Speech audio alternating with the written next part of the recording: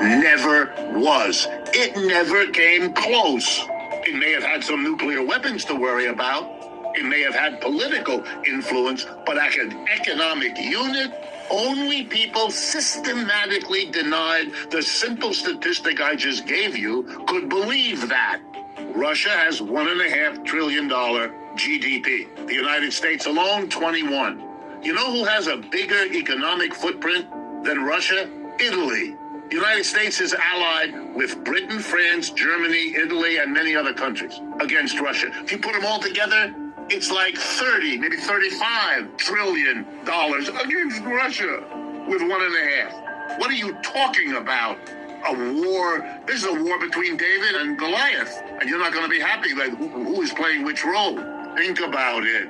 Now China. What's the GDP of China?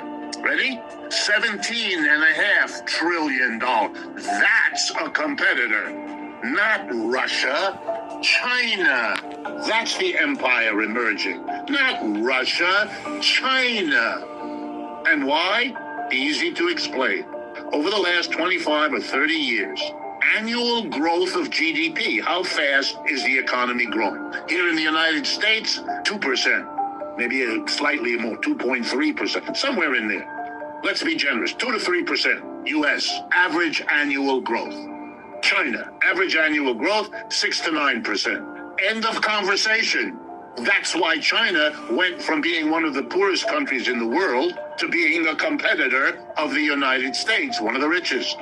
You know what it's like? It's a story a little like the colony in North America being a place for furs and then becoming the new empire, so that the roles between Great Britain and its colony were reversed. Now Britain is our colony. Has any honest appraisal of the relationship between these two countries? If you have a 700... acknowledge. In Britain, one of the most common jokes you can hear is that when the United States tells Britain to jump, the response of Britain is, how high? It's a question.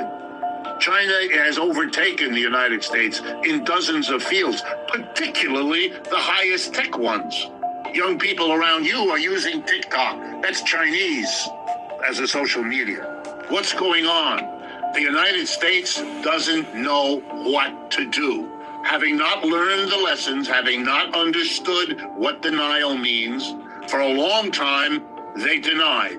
Because to see the rise of China is to take a step in the direction that might make you confront what's happening to you. And that's a taboo. Finally, the United States